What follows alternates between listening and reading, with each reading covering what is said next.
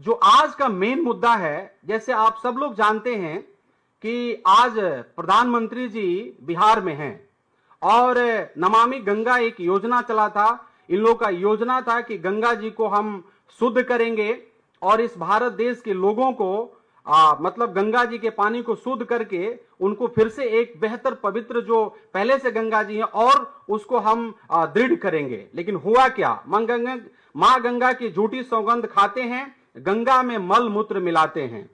आज प्रधानमंत्री जी बिहार आकर मां गंगा के प्रदूषण पर अपनी सफाई देने की कोशिश करेंगे और पटना के दीघा में एक अवैधानिक सीवरेज ट्रीटमेंट प्लांट का उद्घाटन करेंगे। जानिए मां गंगा की सफाई सीवरेज ट्रीटमेंट प्लांट की कहानी, एनजीटी की जुबानी। एनजीटी के बारे में आप सब लोग को मालूम है, ये एनजीटी जो है रिपोर्ट देता है कि पानी कितना गंदा है और कितना शुद्ध है। तो गंगा जी का इन्होंने पानी के बारे में रिपोर्ट दिया है, उसका रिपोर्ट अभी हम देखेंगे कि किस प्रकार से गंगा जी के पानी के ऊपर में एनजीटी ने रिपोर्ट दिया है। हाल ही में राष्ट्रीय हरित अधिकरण एनजीटी ने गंगा नदी की स्वच्छता और प्रदूषण नियंत्रण से जुड़े मामले में बिहार सरकार की गंभीर लापरवाही के लिए 50,000 का जुर्माना लगाया है। 50,000 का जुर्माना लगाया है। यह आदेश एनजीटी ने एमसी मेहता द्वारा दायर याचिका की सुनवाई के दौरान दिया। बिहार राज्य में गंगा और उसकी सहायक नदियों के लिए बनाए गए एसटीपी सीवरेज ट्रीटमेंट प्लांट की कुल संख्या 13 है, जिसमें से पूर्णतः फंक्शनल चल रहे हैं एसटीपीसी 7 हैं तथा गैर मानक 7 हैं, यानी सभी 7 फंक्शनल एसटीपी एफसी मानकों पर फेल हैं। फीकल कोलिफॉर्म एफसी बैक्टीरिया की मात्रा अधिक होने का अर्थ कि उसमें मानव और पशुओं के मल मूत्र की मात्रा इतना ज्यादा है कि एनजीटी ने बोला कि पानी पीने का बात छोड़ दीजिए, पानी में नहाने लायक जो गंगा जी का पानी है, जिसको हम पवित्र नदी बोलते हैं, उस गंगा जी का पानी पीने का बात छोड़ दीजिए, अब नहाने लायक नहीं है। हमारा और हम सबों का, इवन पूरे भारत देश का 1.4 बिलियन लोगों का यह विश्वास है।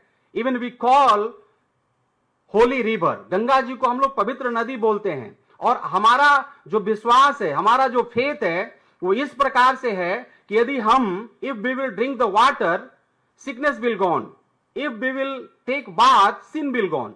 हमारा ये फेथ बोलता है, हमारा विश्वास बोलता है कि यदि हम पानी पी लें तो हमारा बीमारी खत्म हो जाता है, यदि हम उसमें नहा लें तो हमारा पाप खत्म हो जाता है। Even after die we will bring the body. हमारा यह भी विश्वास है कि यदि हम मरने के बाद बॉडी को गंगा जी के तट पे ले जाते हैं और उसको वहां हम बर्न करते हैं तो हमारा body will go to heaven directly. तो ये हमारा विश्वास है। उस पवित्र नदी के द्वारा केवल लोगों ने झूठा बोला है, केवल जुमला बोला है और एनजीटी का रिपोर्ट बता रहा है कि गंगा जी का आज जो पानी है 2014 से पहले का यदि आप रिकॉर्ड निकाल करके देख लीजिएगा तो गंगा जी का जो पानी है पीने का बात छोड़ दीजिए, अभी नहाने लायक भी नहीं है। और कुछ इंफॉर्मेशन को हम आपके बीच में रखेंगे।